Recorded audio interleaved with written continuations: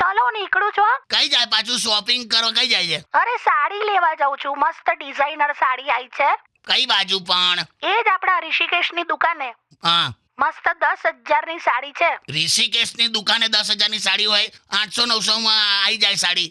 અરે સાડી તો 800-900 ની જ હતી, પણ હવે એને કેવું કર્યું છે, હા, એ જ સાડી પર છે ને ટામેટાની ડિઝાઇન કરી છે, ટામેટાની ડિઝાઇન વાળી સાડી. એટલે 10,000 ની રાખી છે એમ. પેલા કેવું આ ઓપોર્ચ્યુનિસ્ટ લોકો તું કહેતો હતો ને ત્યાં. પેલા ટામેટા વાળી સાડી કેવી લાગે તને? અરે અત્યારે મોંઘામાં મોંઘી સાડી છે. હા, કારણ કે ટામેટા મોંઘા છે. હવે કાલે ઉઠીને માની લે દૂધી મોંઘી થઈ ગઈ તો તો એમાં શું છે? તે સાડી પહેરીને પછી નહીં ફરાય તારથી. અરે એ જ સાડી પર દૂધી પણ ચિતરાઈ દઈશ. બસ આમ ટામેટાની બાજુમાં દૂધી, પછી બટાકા મોંઘા થયા તો, આ તો બાજુમાં બટાકા, ભીંડા મોંઘા થયા તો તો આ બાજુ નીચેની સાઈડ પર ભીંડા.